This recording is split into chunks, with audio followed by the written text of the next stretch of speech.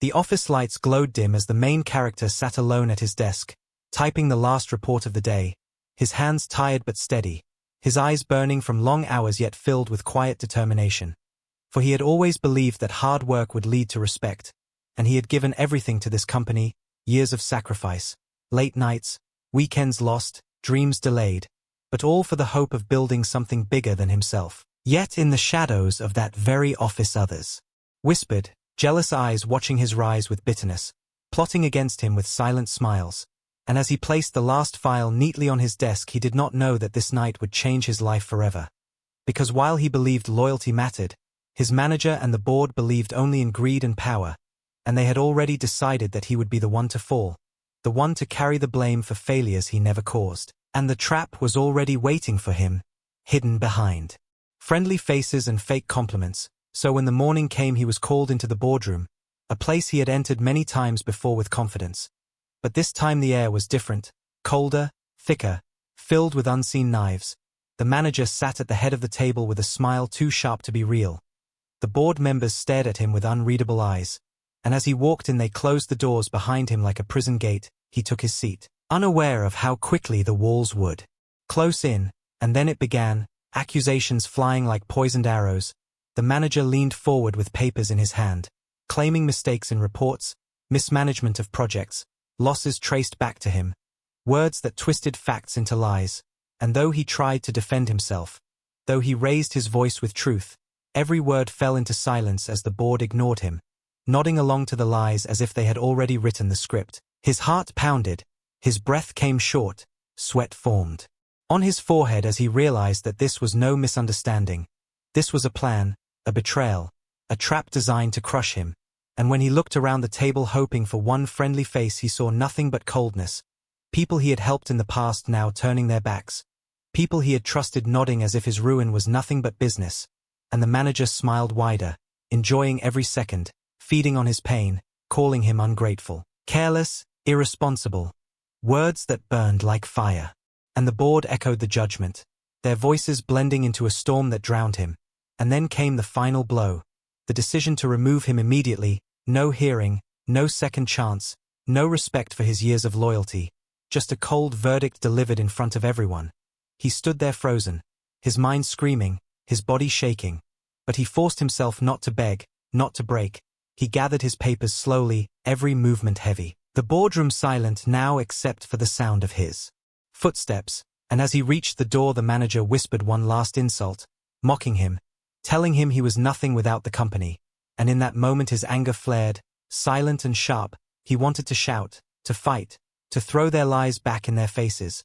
But he did not, because somewhere deep inside a new fire had started, a fire that whispered that this was not the end, that this humiliation would not be his last memory, that one day they would pay. And as he walked out of the building, past the workers who stared at him in confusion, past the receptionist who lowered her eyes in pity, past the guards who barely nodded as if he no longer mattered, he felt the weight of betrayal heavier than anything he had ever carried. Yet hidden beneath it was steel, a quiet strength. For though they had taken his job, they had also given him something stronger than a title. They had given him a reason for revenge. And that seed of anger grew with every step, every glance, every memory of the meeting, until it became a silent promise, a vow that he would never forget, never forgive, and never rest until he returned, not as the loyal worker they crushed, but as the storm that would destroy them all. And the night swallowed him as he left, his figure fading into the city lights, a man broken on the surface but burning inside, a man who had fallen but would rise again, and his fall was only the beginning of their end. After he was forced out of the company, his life quickly turned into a storm. The silence of his small apartment felt heavier than the loud boardroom where he had been humiliated. He would wake up early out of habit, still putting on his suit, but instead of going to work he would sit at his old wooden desk and stare at the walls, wondering how everything had slipped away in just one night. Bills piled up on the table, letters from the bank warning about late payments, and rejection emails flashing on his computer screen whenever he tried to apply for another job. Doors closed in his face. People he had once trained and guided now avoided his calls. Some even whispered that he was guilty, that he had been careless, that maybe he deserved it. And every time he heard those rumors it was like a knife twisting deeper. Yet he swallowed the pain. He refused to collapse. And when he walked through the neighborhood, neighbors would give him those pitying glances, the kind that cut deeper than words, the kind that said they had already written his story as failure, but inside his mind something else was growing. Every insult, every rumor, every betrayal turned into fuel for a fire that would not die. At night he sat alone, staring at old company reports, analyzing numbers, watching market trends, slowly piecing together a map of weaknesses. Because while they celebrated his downfall, he was watching them crumble. The company's stock began to drop little by little. Contracts were being lost. Clients complained about poor management, and he knew the greedy manager was too arrogant to fix it. Yet instead of celebrating too early, he remained quiet. He worked odd jobs to survive, washing dishes at night, tutoring children on weekends, repairing old computers for a little cash.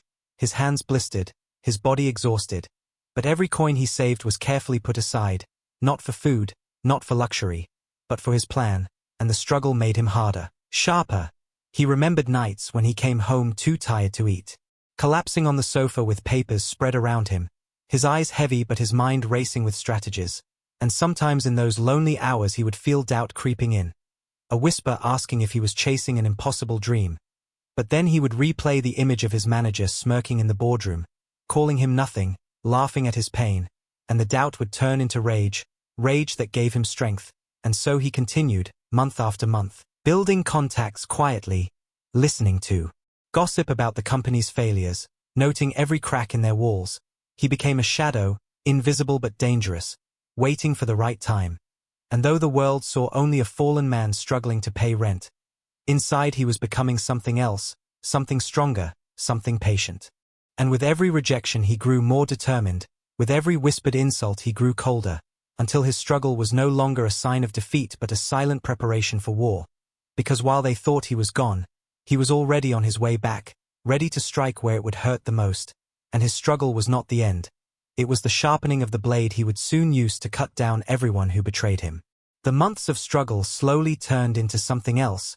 He was no longer just a man trying to survive. He was a man building quietly in the shadows. His small side work began to grow in unexpected ways. The odd jobs that once barely kept him alive started to connect him with people who needed his skills.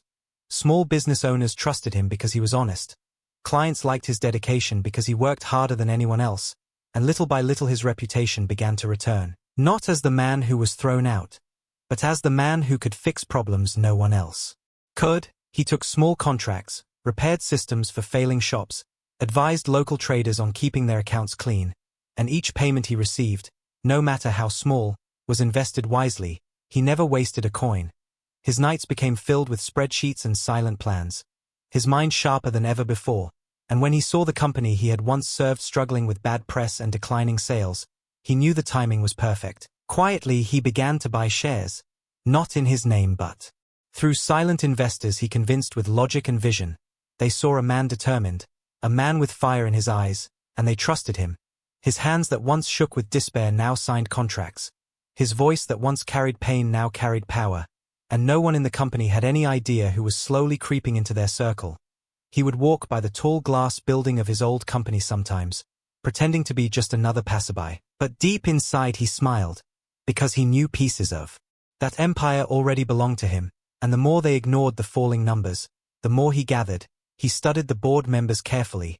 He learned about their debts, their hidden weaknesses, their secret arguments behind closed doors, and he used that knowledge to tighten his grip without ever showing his face. His small business transformed into a network of influence. People began to whisper about an unknown investor who seemed to have answers to everything, but no one connected it to the man they had cast out, for he kept his silence like armor, never revealing his true identity. And as the company continued to stumble under the arrogant manager's pride, he became stronger, richer, and more confident. His eyes no longer carried the tired look of a defeated man. They carried the cold certainty of revenge in motion, and every morning when he woke up and checked the numbers climbing in his favor, he felt closer to the moment he had dreamed of on the night of his fall. The moment when he would walk back into that boardroom not as a victim, not as an employee, but as the owner. And though no one else could see it yet, his silent rise was unstoppable. His revenge was already alive, breathing in every share he owned, every deal he signed, and every shadow he moved through, until the day would come when silence would break, and the world would finally know that the man they mocked was the man who now held their future in his hands. The day of truth arrived like a storm hiding behind calm skies. The company that once threw him out was now on the edge of collapse. The arrogant manager who had mocked him still sat in the big chair, but his smile had turned into nervous twitches. Contracts were failing, clients were leaving, employees were whispering in hallways about pay cuts and sudden firings.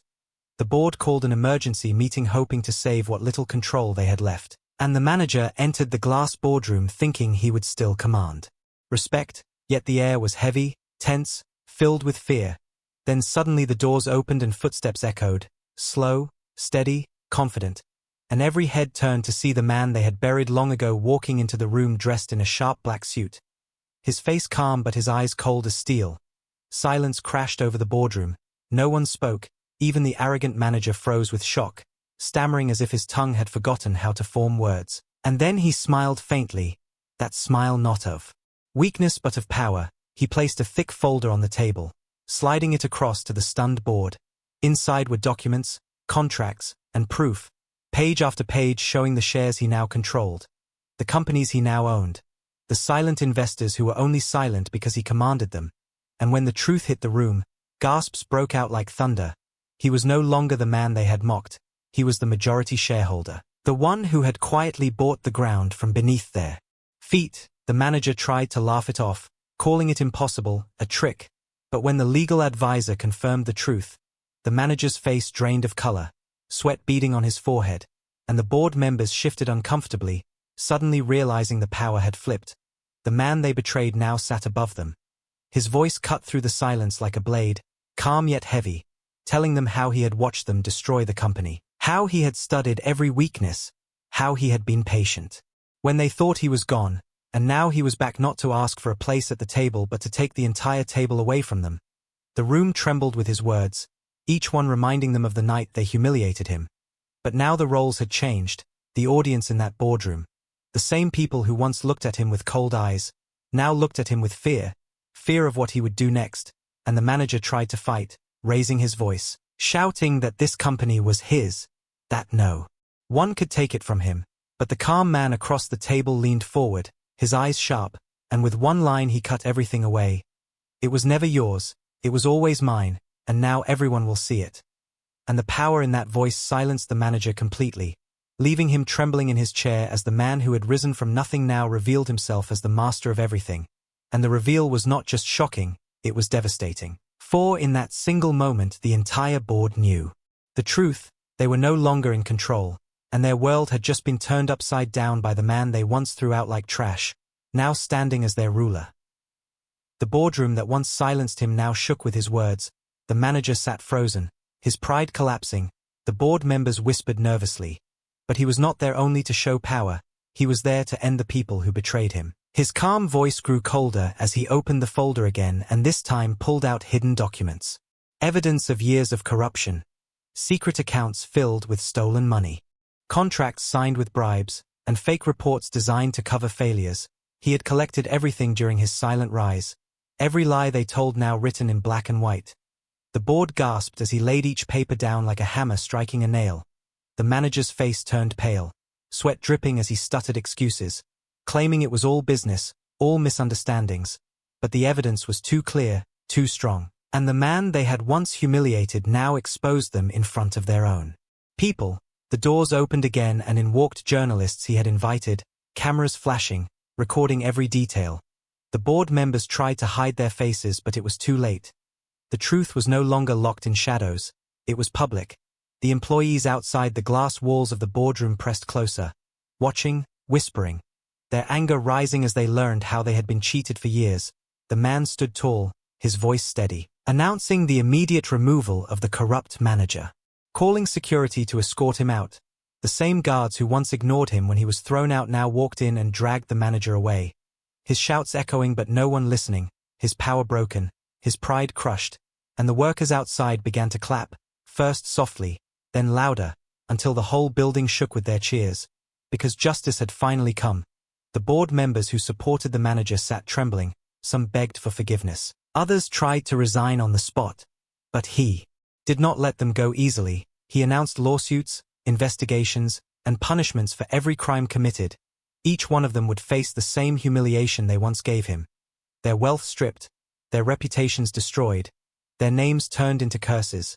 And as they lowered their heads in shame, he stood there remembering the night they laughed at him, remembering the smirk of the manager, remembering the pain of being called nothing. And now he watched them suffer, not with violence but with truth, the truth sharper than any blade. And while their world collapsed, his power only grew. He was not the same man anymore. He was the storm that they had created with their betrayal. And he would not stop until every last shadow of their greed was erased. His revenge was not just firing them. It was showing the world who they really were, making them feel the burn of humiliation deeper than he ever did. And in that moment he finally tasted the first victory of his long-awaited justice. But deep inside he knew this was only the beginning, because revenge was not just about taking back what was his. It was about making sure they could never rise again, and he was ready to finish it completely. The dust of the storm settled, but the fire of change kept burning. The corrupt manager was gone, dragged out in shame. The board members were stripped of their power, and the man who once walked out humiliated now sat at the head of the same table where they had destroyed him. Only this time his voice was the law, his decisions the future. The employees who once looked at him with pity now looked at him with pride. Whispers of respect filled the halls. People smiled when they saw him, because they knew the company was no longer chained by greed but guided by someone who had known both pain and struggle. He walked through the office floors and saw workers lifting their heads again, no longer afraid of losing their jobs unfairly, no longer forced to stay silent while corruption ate their efforts. He restored fairness by rewarding the loyal employees, raising their salaries, giving promotions to those who deserved it, and removing the poisonous policies that had crushed morale. Slowly the company began to heal, contracts returned, clients trusted them again, and the market rose higher every month, all under his leadership. But his victory was not just in numbers. It was in the faces of those who once doubted him now cheering his name, in the voices of workers who thanked him for saving their futures, in the silence of those who once laughed at him now hiding in disgrace. Yet even in this triumph he never forgot the night of betrayal. The memory of walking out broken still burned in his mind. But instead of pain it gave him strength, a reminder of how far he had come. He stood one evening in his new office, the very office that had belonged to the corrupt manager, and looked out at the city lights, remembering the journey from darkness to this moment. And a faint smile touched his lips, not of arrogance but of final satisfaction, because he had proven not only to them but to himself that he was never weak, never worthless, and never finished. They had tried to erase him, but he had written his name deeper than ever before, carved into the foundation of the very company they tried to steal. And now they were gone while he remained, stronger, wiser, unshakable. His victory was complete. Yet it did not end as just personal revenge. It became a symbol for everyone who had been betrayed, humiliated, or cast aside, showing that even the deepest fall could become the greatest rise if one had the will to fight back. And as the night grew quiet and the city below moved on unaware of his thoughts, he whispered to himself a promise that his story was not over, because if fate ever tried to break him again, he would rise twice as strong. And those who dared to challenge him would learn the same lesson the board had learned, that throwing him out was the biggest mistake of their lives, for his fall had created a storm, and his storm had ended with victory.